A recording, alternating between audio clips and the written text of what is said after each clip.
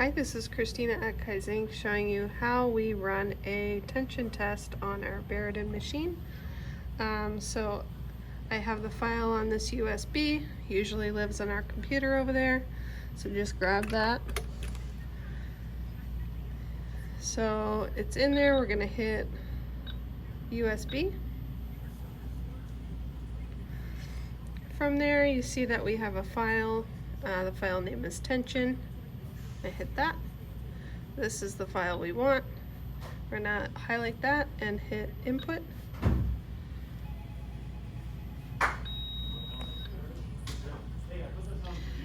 From there, we are in our 5.5 hoop. We're gonna hit drive. Make sure we're centered. It's gonna ask us to outline.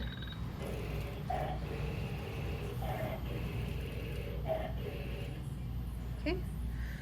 One thing you want to check is you want to make sure you have all of your needles 1 through 15 checked. So 1 to 4, 4 to 8,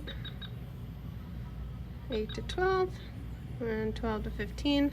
So that's going to run every single needle. So you'll be able to check your tension like that.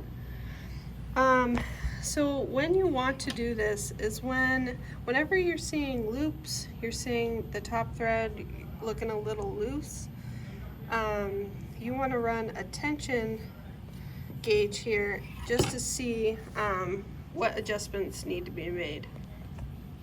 So this is one that was done.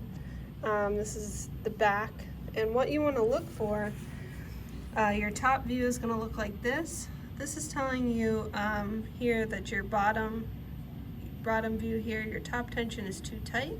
This is what you're going to see when your top tension is too loose. And this is what you want to see. This is ideal. This is just right. You want to, that's exactly what you want to see. So what I decided to do is print that off, add a magnet to the back and stick it here. And thank you for watching that video.